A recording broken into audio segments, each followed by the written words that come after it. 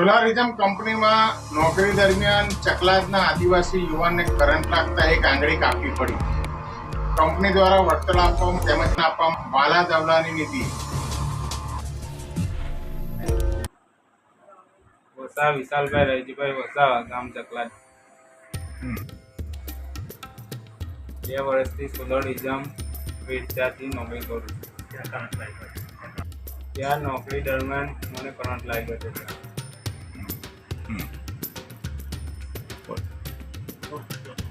દવાખાને સારવાર કરી પણ આર્થિક રીતે કોઈ પૈસા આપ્યા નથી. વર્તમાન લોકસભાની ચૂંટણીમાં ભરૂચ બેઠક ઉપરથી 3 આદિવાસી નેતાઓએ સંસદમાં પહોંચવા માટે તનતોડ મહેનત કરી રહ્યા છે અને આદિવાસી હોવાનું ગૌરવ પણ અનુભવી રહ્યા છે. પરંતુ આમોદ તાલુકાના ચકલાદ ગામના આદિવાસી નવયુવાનની મદદે આવવા એક પણ આદિવાસી નેતા એ હરફ ઉચ્ચારવા તૈયાર નથી.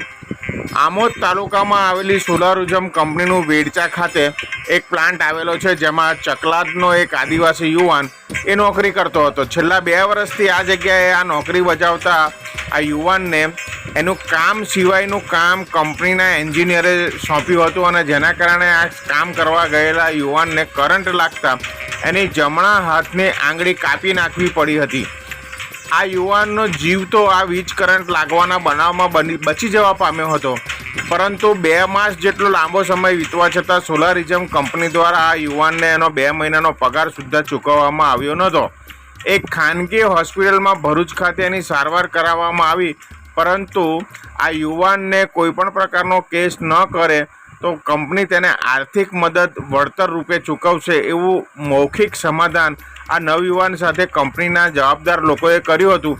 પરંતુ એ સમાધાનના ભાગરૂપે આ યુવાનને કોઈપણ પ્રકારનું આર્થિક વળતર સોલારિઝમ કંપની દ્વારા ચૂકવવામાં આવ્યું નથી. તો સાથે સાથે એનો અત્યાર સુધીનો છેલ્લા 2 માસથી ઈજા થયો ત્યારથી પગાર પણ કંપની દ્વારા ચૂકવવામાં ન આવ્યો હોવાનો આક્ષેપ આ યુવાને એ રૂબરૂ મુલાકાતમાં કર્યો છે. આમોદ પોલીસ સ્ટેશને ફરિયાદ નોંધાવવા ગયેલા આ ગરીબ યુવાનની ફરિયાદ લેવામાં પણ પોલીસે આનાકાની કરી હતી, કારણ કે આ સોલારિઝમ કંપની કેપી ગ્રુપ એ આમોદ પોલીસ સ્ટેશનના ખૂબ મોટા એ સ્પોન્સર પણ હોય એવું લાગી રહ્યું છે, કારણ કે અનેક જગ્યાએ જે બાંધકામ અને દરવાજા વગેરે બનાવવામાં આવ્યા છે એમાં સોલારિઝમના બોર્ડ લગાવવામાં આવ્યા છે. શું આ આદિવાસી યુવાનની મદદે કોઈ આદિવાસી નેતા આવશે ખરો? નિહાળો આલાપ ન્યૂઝ.